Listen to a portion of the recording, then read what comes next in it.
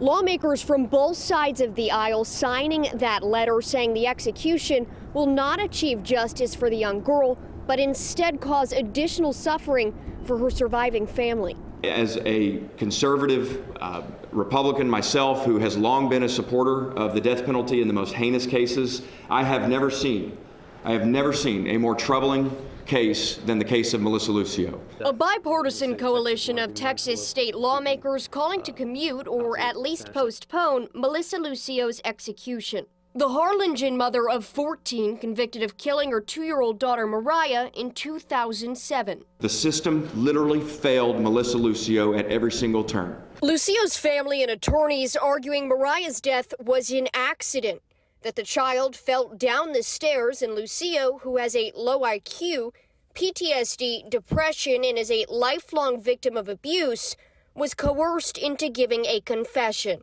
When this happened, Melissa was pregnant with twins, and she was questioned for more than 5 hours in the middle of the night, just 2 hours after Mariah's death. Several lawmakers stating, well, they believe there is evidence Lucio is innocent, her saving grace could be victim impact statements. Texas law requires the Board of Pardons and Paroles to consider them, and they believe they weigh heavily in favor of clemency. All of the brothers and sisters have asked the Board of Pardons and Paroles not to kill their mother. And that's powerful, and that is mercy, and that is their role. Lucio has reportedly become a devout Catholic in prison.